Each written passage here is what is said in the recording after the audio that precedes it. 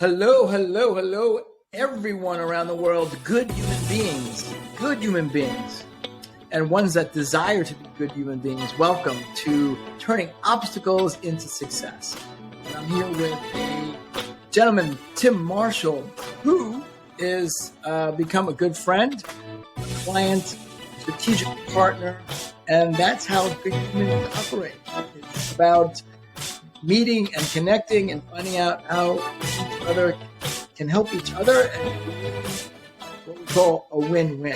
The ultimate win-win is a win-win-win because at the end of the day, the client wins as well. So let me cut amazing music, Tim, and basically jump right in. Tim is the author of an incredible book, The Power of Breaking Fear. And I'm going to let Tim share a little bit about what he's done. But we met through LinkedIn and we started a conversation. We got to know each other. And then it was like, wow, this looks like, not only I can help you with the LinkedIn stuff, but there's a lot of other things that we can potentially do together. And what we're looking to create with Turning Obstacles into Success is bring in amazing thought leaders like yourself that have, great careers. On the outside, it's like, oh my God, you're an overnight success, right? But on the inside, everyone has their own journey. So before we get into some of the turning obstacles into success, can you share in a few minutes your path of what you've done, because that's going to connect in as we then move into the conversation, and people will have sort of a roadmap of your career. Yeah, absolutely. And you hit it on the head. It's like you get to a certain level and people assume sometimes that, hey, you just got here, but that's not the case. I had a 7th grade education when I was 20. And it wasn't until I found this tape called The Strangest Secret by Earl Nightingale, and it said, you become what you think about. And I changed those words into, you actually become what you fear. So I went on a 28-year journey of taking on the hardest things, and I ended up getting my college degree within 5 years and making up for the years that I didn't learn in school. And then my college professor said, my last semester, whatever you do, don't go into outside sales because you look like you're dying when you're giving presentations. And I had panic attacks. I literally was on overload because I took so many classes on, and I had so much fear of not passing, not graduating. And I ended up graduating, and then I went into outside sales and I just launched it. I mean, I hit it out of the park month after month. I never had a bad month. I became the #1 account manager for a Fortune 500 company for 10 straight years in the United States. And then my next goal, which I had fear, was starting a company. And I started a company in 2008. I had no idea the market was going to crash. The banks weren't lending. I had 3 small kids, and I already made up my mind that I was going to do it, and I did it. And I built one of the fastest growing companies recognized by Inc. magazine. Within 4 years, and I sold it in less than 5 years to Konica Minolta. And then I wrote 10 books based on all my different journeys of breaking fear and all the thousands of customers I met with, and I taught along the way. So, I have a lot of experience in business, sales, and how to overcome fear to really achieve anything. So That's pretty incredible. I didn't know the very first part of the story.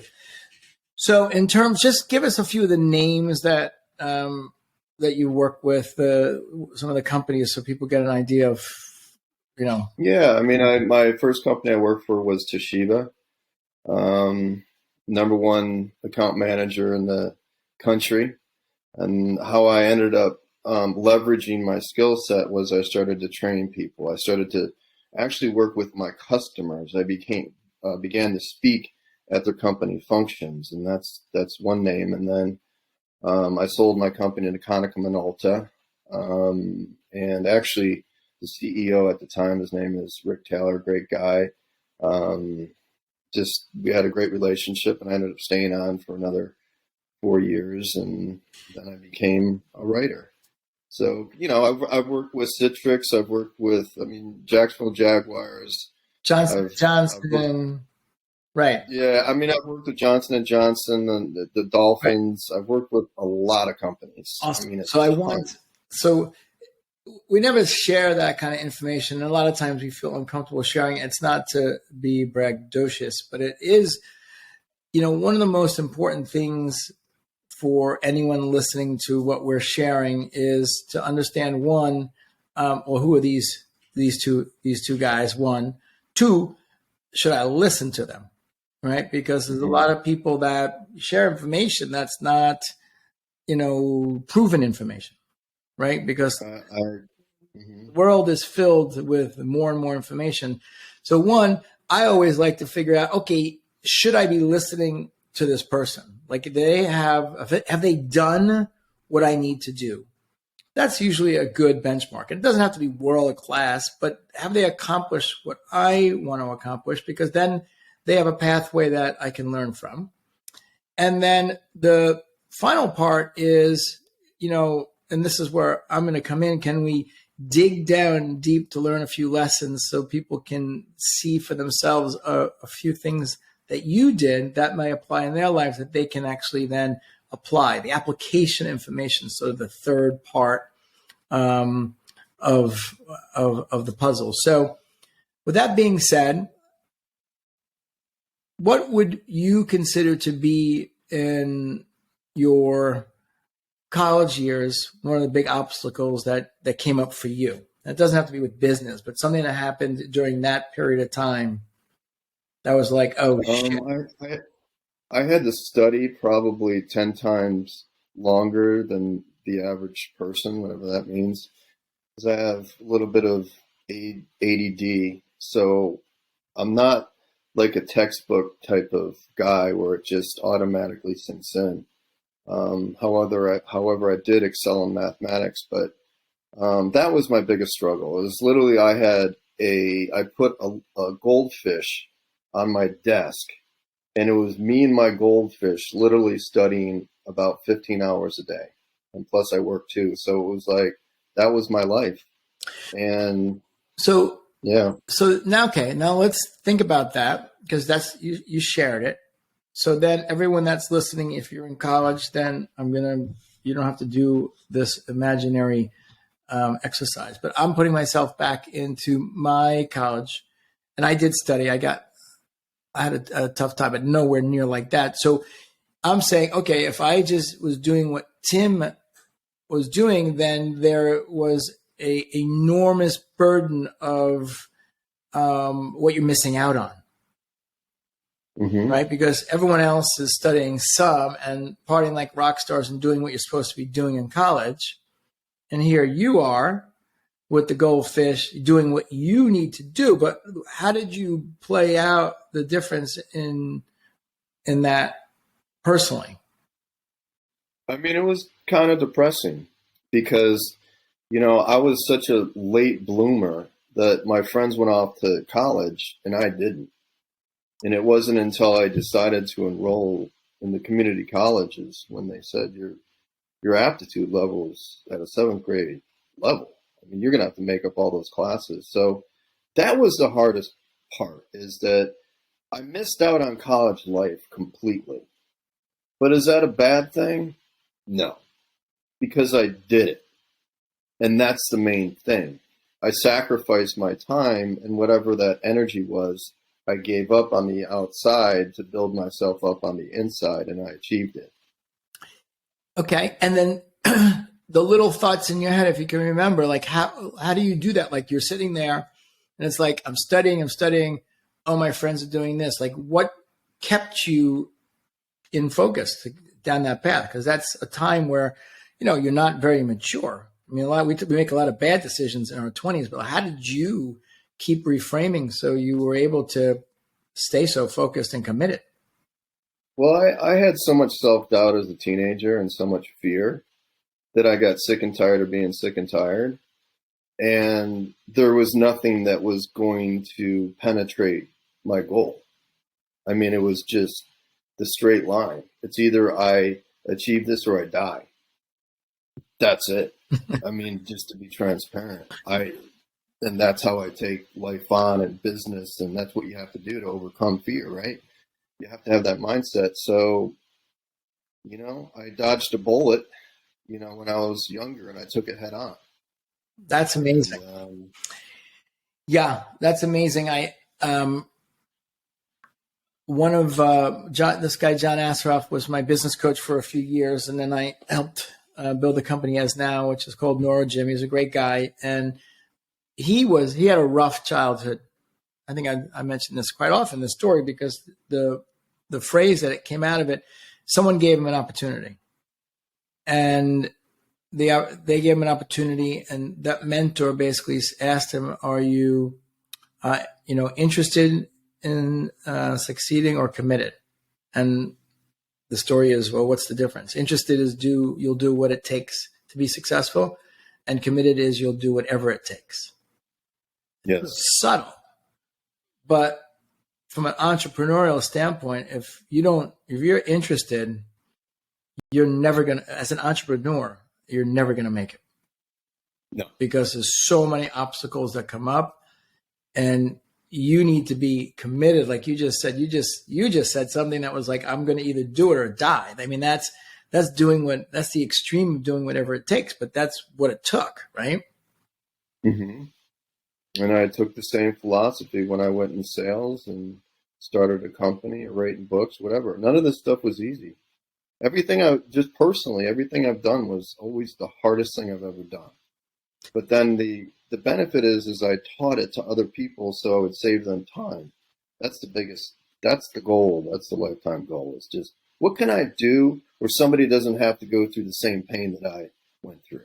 Right. How can I teach them fast? Right. And that's why you're so effective, is because you're able to share your experience and what you went through and collapse time so they can get results faster and have more confidence and eliminate the self-doubt and the fear that comes up.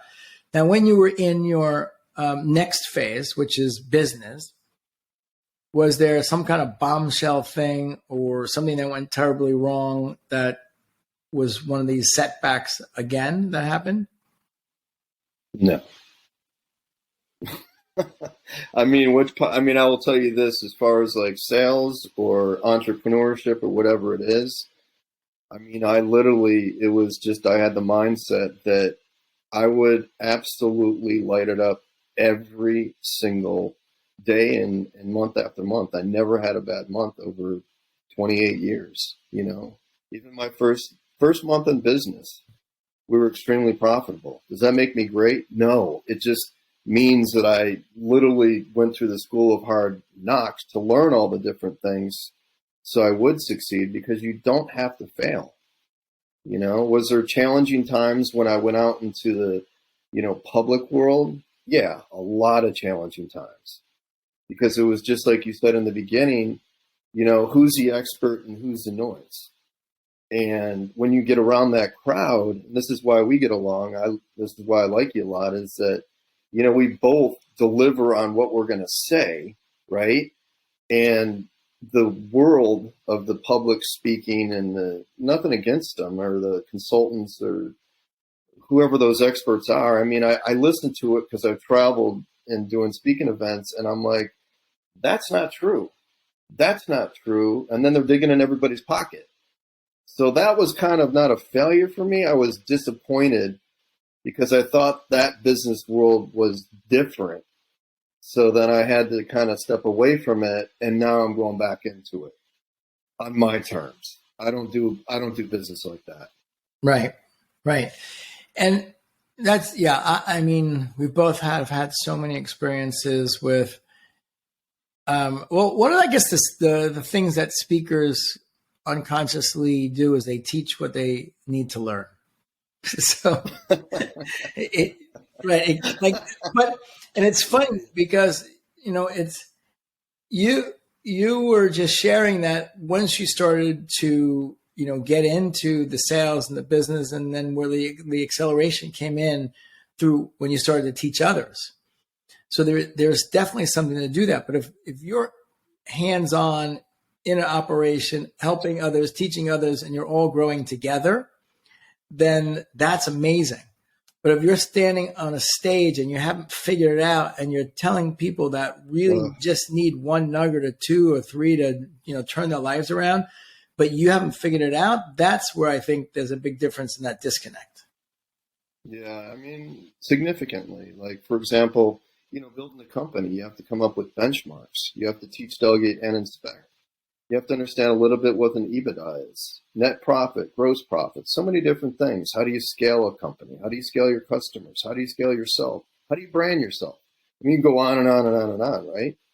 Yes. But I mean, you gotta know the what it takes. You gotta literally dig your hands in the sand and be a part of it, in my opinion, for the most part, to be effective if you're going to teach other people at a level where they're going to succeed at a 99.9% chance. And that's what I go after. Right. Now, what would you say would be some of the worst advice? We don't have to tell us who gave you the advice. Chase money. That's the worst advice. Chase money. Can you dig in and tell us what that means? Yeah, I mean, I can smell it a mile away. But when you start chasing money, you're not building up relationships with strangers. You're trying to get money from them. In order to succeed in life and in business, you have to build value up for them. And then the money comes.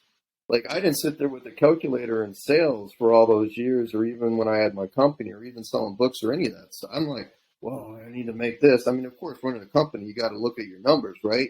I meet with my CFO every month or whatever, but I don't chase money, and I don't teach people to chase money. It's about building up relationships in a way, just like you said in the beginning, where you can leverage those relationships so it's a win-win for both parties.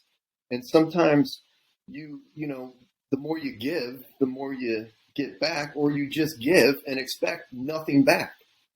That's the secret to success. That's how it's like, I can go into any company at any level and turn the damn thing around if they're having issues with it, because that's the mentality. Right. It works. That's so interesting. It's one of the principles that I learned from Gary Vaynerchuk, excuse me, before launching, our consulting business with LinkedIn. And he says, it's not what you get, it's what you give. Yeah, 100%. Which is, the more you give, 100%, the more you give, the more you get back. Yeah. So let's talk about fear. And, one of the things so I think you're either a natural born salesperson or you're not. And what I mean by that is natural born means that you're comfortable being outgoing, because just because there's no such thing as a natural born salesperson. But I think as a kid, you're comfortable being outgoing and, telling jokes and not so worried about what people think or care about you. So you're either that organically or you're not. And there's gray areas in that. And for me, sales it didn't come easy, right? Because no sale is easy, but I like doing it. I started out in the stock market, it's a cold call, making $5 an hour against a wall with a phone, and the desk we had standing desks back then. It was just a shelf on the wall. And we had a box, a phone and numbers standing the whole day. And, you get to a point where in the beginning I was terrible. I liked sales, but I didn't have the skills. And then you develop those, but it came easier to me because organically I didn't mind doing that. Now, fast forwarding to what we're doing now, we have an amazing group of people in the LinkedIn in the program. I think we have 60 CEOs and executives. And what I find fascinating is when we're speaking about LinkedIn, like it's pretty easy. Like, there's an opportunity on LinkedIn. They need to really improve the level of content, the volume of content, the producers of content. the engagement, the distribution, which is all the people that are consuming it, the 750 million users, they're going to 3 billion. But all of this needs to be more powerful and mesh so they can actually make more money in advertising. It's kind of this formula that's been around for a long time. I just did some research, and it's the gold rush for the internet is actually advertising revenue. It's like $560 billion annually. And Google has like, these numbers are going to be off. They could be off by 10 billion, but Google has like 160 billion revenues from advertising. And Facebook's got like 30 billion or 40 billion. And LinkedIn, Microsoft has 3 billion. Like they're not even in the game. Microsoft as an organization is almost a non-player on the internet because the Internet Explorer barely exists. So when they bought LinkedIn for $26 billion, it was whoa, because it's a great business network, but this is their, real last chance at taking a big bite of this apple. But in order for it to work, the formula is easy. It's just more engagement. So then the advertising gets more efficient. So more people will advertise. So from our perspective, it's easy to figure out, okay, let's produce good content. Let's give them what they want, and they get there. Then we get more views. But the tail end of this has been really interesting because I never really thought that I would ever be teaching sales messaging or anything to do with sales, even though I organically have done it my whole career. But when we got into working with all the clients and all the people in the group, everyone is, has specialized knowledge. They can produce great content. The world loves what they're sharing. And then all of a sudden it comes to the part where someone is going to be saying a really positive comment to their post, and they don't know what to do. Like there's a gap between turning that comment into like an open-ended conversation where you can continue to add value and then say, hey, there might be something that we can do together. Let's jump on a Zoom, have a good conversation, build a relationship, and then turn that into a potential customer. So the vast majority of the people aren't comfortable in that, the 1/3 of the program, that zone. I think it would be great for now you to sort of, this is my observation as the non-technical fear guy, but it would be I gave you my observation for now you to share with us what you know is happening and what they're going through. So all the people that are watching this will be like, yeah, boom, boom, boom. Yeah, that's me. And then we can get into sort of a twist of overcoming obstacles, turning obstacles into success, which is, what we're doing here. Yeah, I mean, it boils down to fear. And it's fear of judgment, fear of communication, fear of being rejected.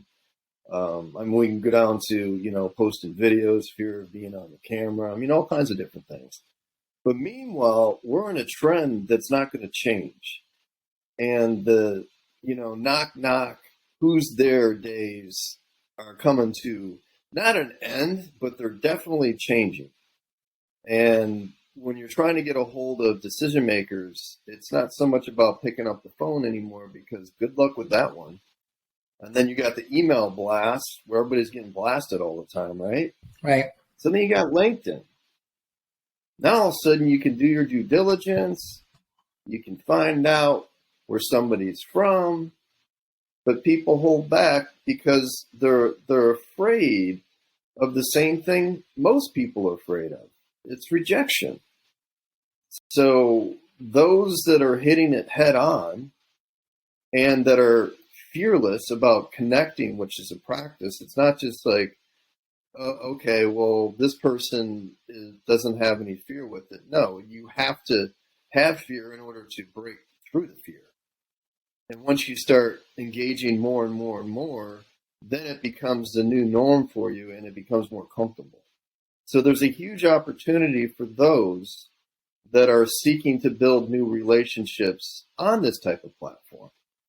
Because the other platforms, in my opinion, are so overly saturated that I personally don't really go on them anymore. So I'd rather go after the platform that I know is based on, a vertical of professionals. So, we've talked about empathy, problem, solution. Keep it simple. Best message wins, and that's a practice. So interesting. So what came up for me is you mentioned fear of rejection, but what I hear from our group of customers is I don't know what to say. But it's like Right. when I unpack, I don't know what to say. It actually is related to what you just said. They don't know what to say because they're afraid of getting rejected. 100%. So 100%. So Just say it. Say it. So this is really, I think we've uncovered a great nugget here. So when you're thinking, and it can come up with anything, like, even with my wife, like if we bought something and they shipped us the wrong thing, or even the waiter that brought, not the waiter's fault, but they brought out the wrong dish. It's like, like you have to address it. But when someone says, I don't know what to say, it's actually fear of either rejection or fear or judgment. So interesting, because she always says, you're better at that. You do that. I'm like, no, just do it. What are they going to say? I'm a hard ass at a restaurant in a nice way. Excuse me. But if you're paying you order something, you pay for something, and they bring it out and it's not right, then I say it in a nice way because it's never the waiter, but like, you should be able to communicate that and feel comfortable communicating that. As a customer, 100%. 100%. But a lot of people and what people don't understand real quick is that you can practice every single day on every person that you're meeting every single day. Like, give me an example. Give me an example. Like how? Yeah, like the restaurant. If you feel uncomfortable, asking the waiter or telling the waiter, hey, listen, this isn't what I ordered, or you brought the salad out, way too fast, and now all of a sudden I've got my meal, and I don't, you got to do certain things in order to use diplomacy, number one, but you can leverage your time all the time. You can practice telling stories to your friends, to people in the elevator. You can create relationships anywhere, and I'm not saying time wasters, but I'm saying it's a practice skill. It's not like we're born to be an entrepreneur, born to be a salesperson, born to be this, born to be that. You do it, and it's like the military. You're going to get better at it. So interesting. So if we just said, okay, everyone that's listening to this, think about, the next time we're in restaurants. If you live in Florida or Texas, maybe you're in restaurants more often. But, we'll get back to normal. We'll all be in restaurants again. And you just said, like, there's so many variations of if you think it, and without being an asshole, if you think it, then you should feel comfortable saying it.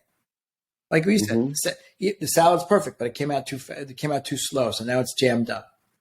If you think that, and then it does bother you, then you should be able to then not have a fear and be able to communicate it. And absolutely, what you're saying is those are great areas to practice, because that's how it's the application of information that's only going to allow you to get better. I use this example.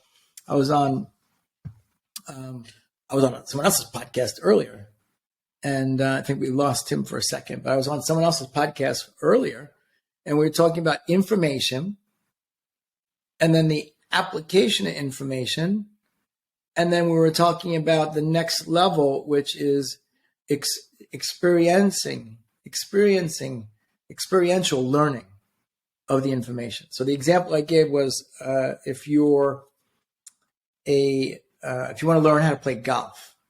So there's a world of information out there. So you can go on YouTube and there's a gazillion people teaching how to play golf.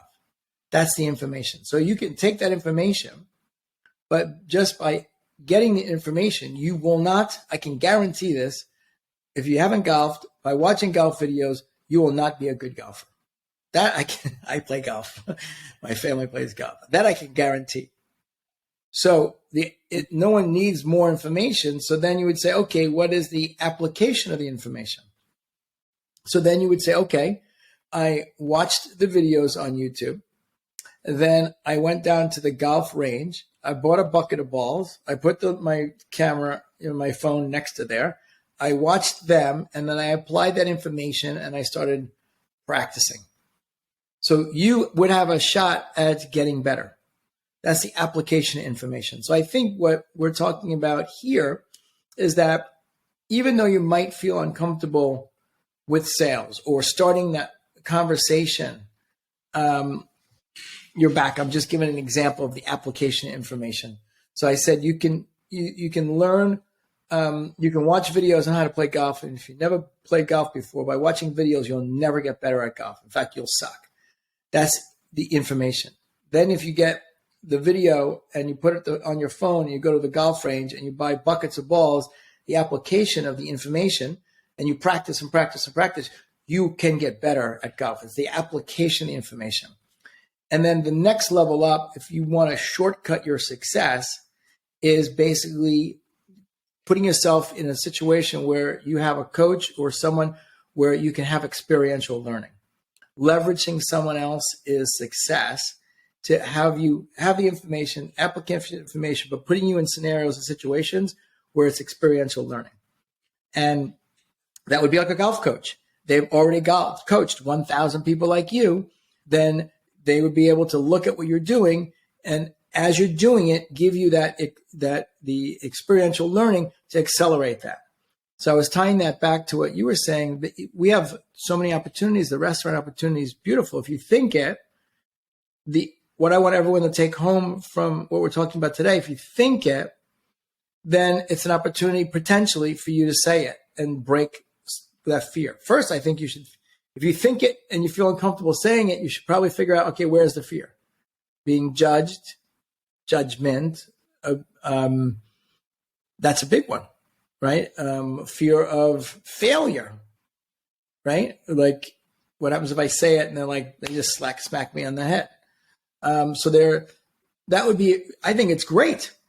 It's a great practice. We'll call it the restaurant. Well, I think, it's like when if you look at the restaurant example, right? If there's a problem with my food, right? Empathy. Do me a favor. This came out first, or this is overcooked, or whatever it is.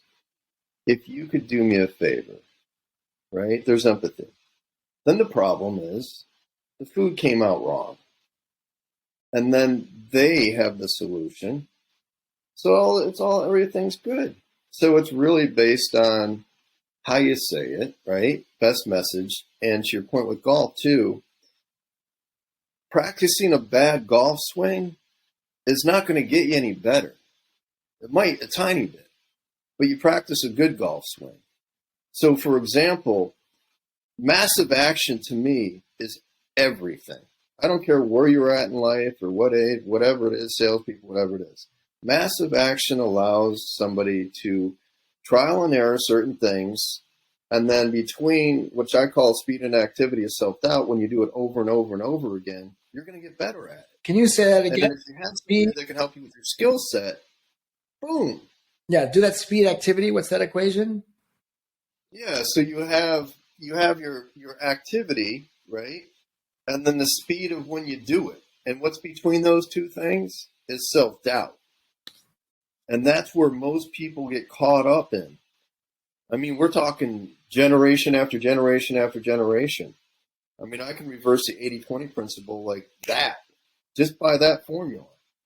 So, but to your point too is you have to have somebody that can potentially mentor you or consult with you if they've done it, if they've solved it, and allow you to grow exponentially by massive action and improving your skill set. And it's real easy to build a business once you get it. Or once you get it. So we take the restaurant practice and just say someone watched this and they're like, all right, I'm going to do this. And then the next 10 times they were doing it. And by the 11th time, they're like, oh, a thought I can easily communicate with empathy and then come up with a mutually beneficial solution for all of us. It becomes the new way of being. So then you can say, okay, well, that's an easy example, but now you stepstone up to building a business. I mean, you've trained in total hundreds of thousands of salespeople. So I guess it's really the same thing. It's understanding from their perspective what is stopping them, and then using that formula you said, which is the speed of action. What is it? Speed and activity. And, I can go into micromanaging versus macro as well. I can go into a company and I can see real quick what the problems are. So micromanaging is something where you're not allowing other people to grow. Empathy, problem, solution, teach, delegate, and inspect. So it's just really keeping it simple with certain formulas that allow people to grow. Yeah. All right. So let's jump it up and say, okay, everyone can practice the restaurant. I think I like exercises like that. So let's say, okay, now let's jump it up to some basic sales. And look, we love LinkedIn. We're on LinkedIn. The future is LinkedIn for the next couple of years. So let's use an example of, all right, people are the simplest example. You're producing content, that's the giving part, right? So we're saying giving, you're putting out valuable content, whether it's parenting, real estate, buying or selling, flipping houses. You're putting out you have a SaaS platform that solves a new solution that hasn't been solved before. So you're teaching about how people are doing it before and how the new way of doing it and what the benefits. So let's just say, okay, foundationally, you're giving, you're putting out good content. And then if you're doing that, you're going to get people from around the world seeing it. And then they're going to be making comments on your content. So from a mindset standpoint, and let's just take the example, like I'm uncomfortable. I don't know what to say. Like, what can we have people do, like the restaurant exercise with the LinkedIn, so they can actually start doing that? Because they have an opportunity to do that, multiple times a day now to flex those muscles. What would you think would work?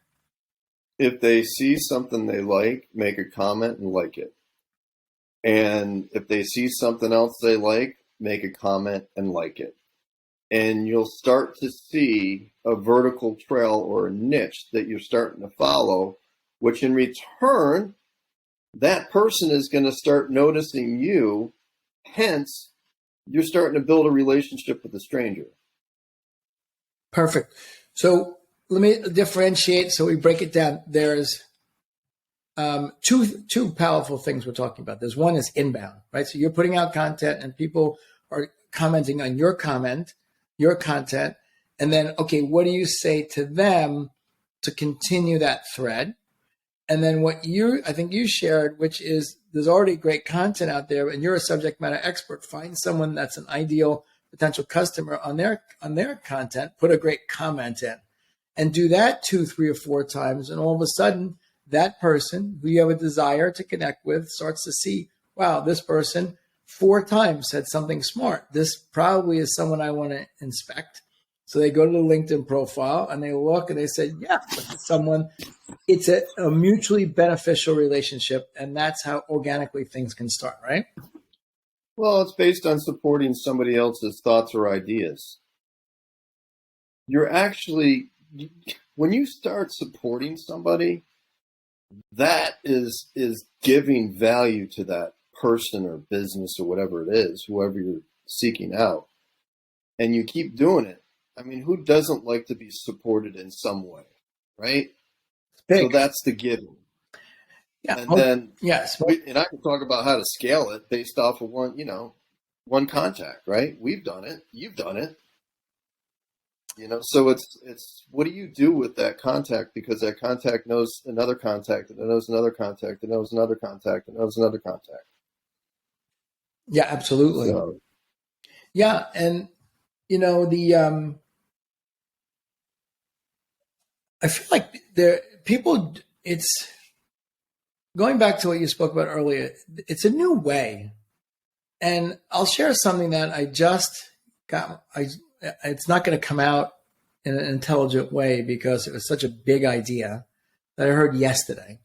And I need to think about it and percolate on it.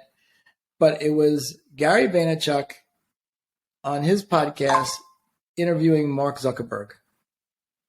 So two people that are, very successful. I don't know. Zuckerberg is either 1, 2, or 3 richest person in the world. And Gary's business is doing probably $200 or $300 million a year. Gary's been a pioneer and a leader in understanding every social media platform for the last 20 years and how to show up differently, right? Get, and build relationships. He's been a pioneer in, what's happening with the digital currencies and investors and Coinbase, and now also one of the pioneers in NFT space. Obviously, Zuckerberg, they bought a bunch of different companies in the space. So what he was asking was, where is Facebook's, what do they call the new name of that company? What the hell's the new name? I don't know.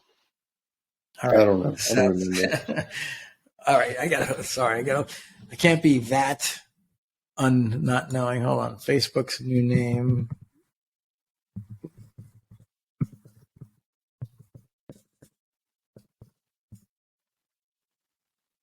Meta. The Facebook CEO Zuckerberg announced this, the same. It's Meta. All right. So he asked him about that. And he said, it sounds weird. I can't not call you Facebook. It's Meta. Why Meta? And so he basically said, look, Facebook's a big part of what we do. So is Instagram and all the other properties. And they own Oculus, which is the VR hardware they bought 8 years ago. And they said, most people don't know this, but we're going to spend $12 billion in R&D over the next 12 months in AR and VR, augmented reality and virtual reality. $12 billion. We will be a pioneer in that space. So they got into some conversations, and here's where I'm going to extrapolate into, I think, the opportunity. When we say sales has changed on LinkedIn, maybe if just a few % of the people get it, like you and I get it, right? We're on a mission to help people understand that you can build 10 times more powerful relationships. You can give, you can teach, you can be a thought leader. You shift the entire interaction of the first conversation because you're the thought leader and they're coming to you. Everything changes. It's a radical, radical change to how it's ever been in the past. But things are going to change again. And basically what Zuckerberg was sharing is that where we are today with social media and phones and apps and Facebook and LinkedIn and email marketing and everything is completely fragmented. And what the Meta represents is sort of this new world where it's autonomous and everything's open. And what that looks like is that you and I and everyone that's listening, we're going to have a personality in the Meta. Meaning, like, how do I show up today? It's easy. It's easy to understand. The people in my community know how I show up every day. My family knows how I show up. All my clients know how I show up. I picked LinkedIn, so whoever sees me on LinkedIn knows how I show up for the world, right? I mean, besides that, how do other people know how I show up? They don't even know who I am, right? And when they, I know who you are. when they see me and say how I'm showing up, well, what am I wearing? Why did I decide to wear these glasses, not the red ones? What wristwatch am I wearing? I don't wear any jewelry, but fashion's huge. What statement does it make when you wear a Timex? And how many people actually, why do you wear a Timex? Or why do you wear the most expensive watch in the world? What does it make you feel? Or how does it make other people feel? But everything right now is in such a tiny, miniature, like segmented little tiny bubbles. And so the Meta is, because this is an infrastructure where everything's connected, is that there isn't Facebook and Twitter and LinkedIn. It's how do I show up in Meta? And if people want to come from Facebook or LinkedIn or Instagram to see me, they can see me. So when you talk then about, okay, this is that meta world, one of the things that's right around the corner is virtual reality and the ability to teach, right? So right now we're very flat, right? It's you and me, and we're teaching. Everyone's looking at us on 55% of the people are on a phone, the rest on a computer or a laptop. But we're giving information, we're sharing information, we're talking about the application of information because we believe in that. We're giving examples and stories to help people maybe get some nuggets and some things that they can apply in their life, but it's very one-dimensional.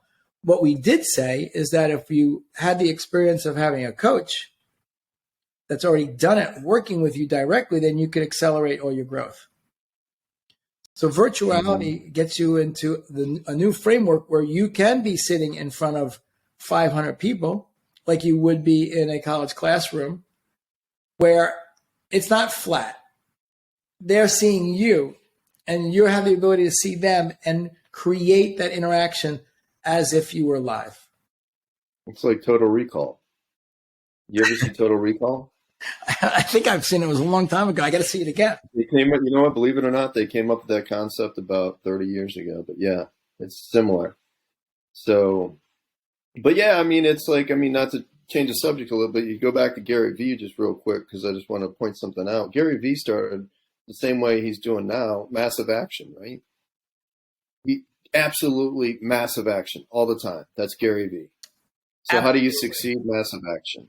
And then as far as Facebook's concerned, I don't know, like the 12 billion, and based on, how much the revenue is per year and maybe some publicity issues. I have no idea. So, but it's a futuristic type of platform for sure, but we'll see. Yeah, well, I'm not a big fan of it'll come. But I'm not a big fan of TikTok or any of that's media stuff, because I believe that they're just cultivating poor mindsets, particularly for teenagers. But anyway, going full circle back to where we started, turning obstacles into success.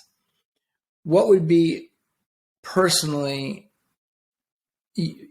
what you considered, maybe not necessarily financially, but what would be when you look back at your biggest success? Give me anything.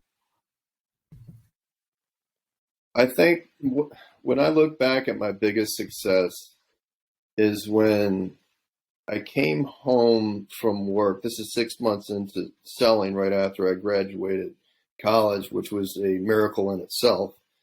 And I came home with this, at the time they had fax machines. And on this piece of paper, it said, Tim Marshall won the national sales contest and broke the record. And I gave it to my dad because I didn't achieve any, I played sports and stuff, but I didn't achieve anything academically or anything close to being a professional. I bust tables and dug ditches and all kinds of other stuff. But in the professional world, there's like, my chances were like less than 1%. So when I handed him that piece of paper, he said, "You did it." Wow. And then I said, I lost your video. Did it. Yeah. So you did it. I did it. And that was my, and then it was just, successes after the successes. And it's all measured based off of, everybody has their own successes, right? So I don't like to, let's just say this. When I learn something, I like to learn it as fast as possible and then change it and do something drastically different and achieve something else. But I would say that was the turning point, at least professionally for me. And that just set me off.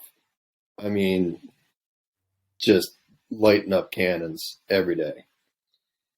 Wow. So we're going to wrap it up in about 5 minutes, but I want to just dig in a little deeper. That go back to that. You did it from your dad. Like what did that really mean at that point? It meant that I could take care of myself.